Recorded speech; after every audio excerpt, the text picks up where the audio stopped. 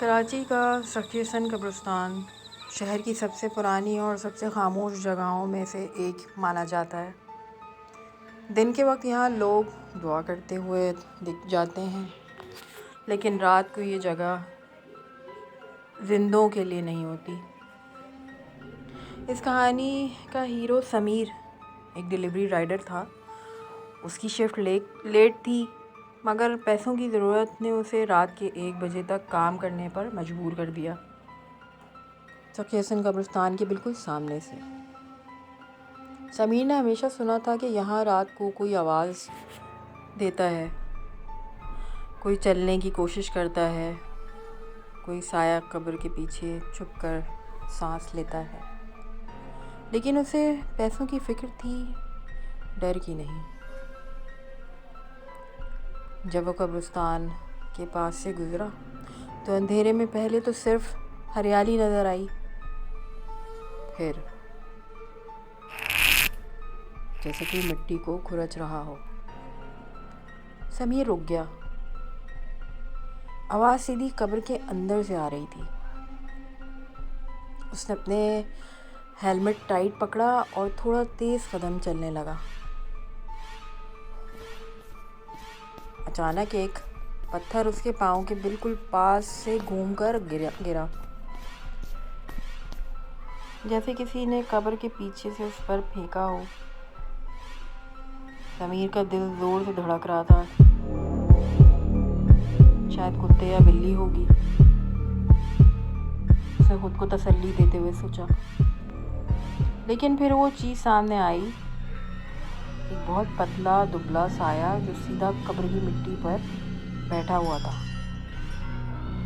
और धीरे धीरे उठ रहा था। समीर ने आंखें छोटी करके देखा। वो इंसान नहीं था।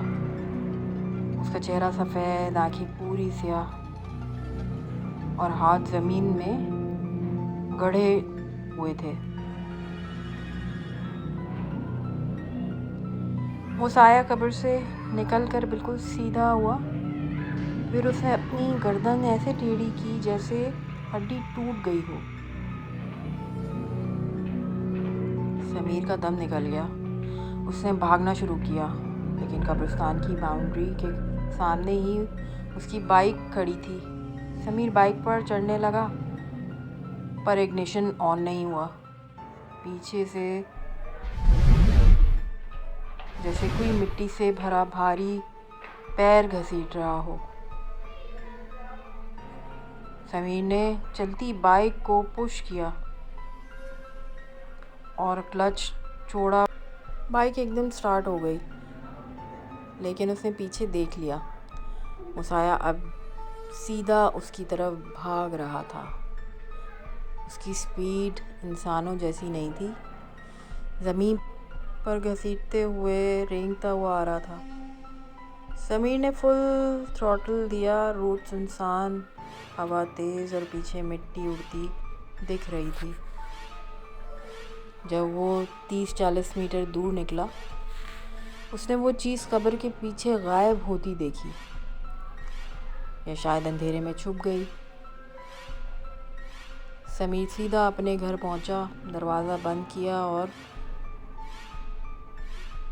सांस अंदर लेने लगा। बट फिर उसके कमरे की खिड़की पर चुन की। समीर का रंग उड़ गया। उसने कर्टन को हल्का सा हिला कर देखा। वो स्याह आँखों वाली चीज़ सीधी खिड़की से उसे देख रही थी, बिल्कुल सखी-हसन कब्रिस्तान जैसा साया। और फिर वो गायब हो गई। अगले दिन उसके मालिक मकान ने बताया, बेटा तुमसे पहले जो बंदा रहता था उसकी लाश सखी-हसन कब्रिस्तान से मिली थी, और जब से वो मरा है, जिस रात कोई उस कब्र के पास रुक जाए, उस रात वो उसके पीछे आता है। समीर का रंग सीधा सफ़ेद हो गया। वो समझ गया, वो साया इंसान नहीं था। वो कोई ऐसा था जो अभी तक आराम नहीं कर रहा था और अब समीर को भी सोने नहीं दे रहा था। समीर रात को अपना दरवाज़ा लॉक कर रहा होता है। कैमरा पीछे से जूम होता है और दरवाजे के पीछे से वही सफ़ेद चेहरा फिर नज़र आता है। आखिरी रात कभी आखिरी नहीं होती जब तक वो साया किसी और को ना चुने।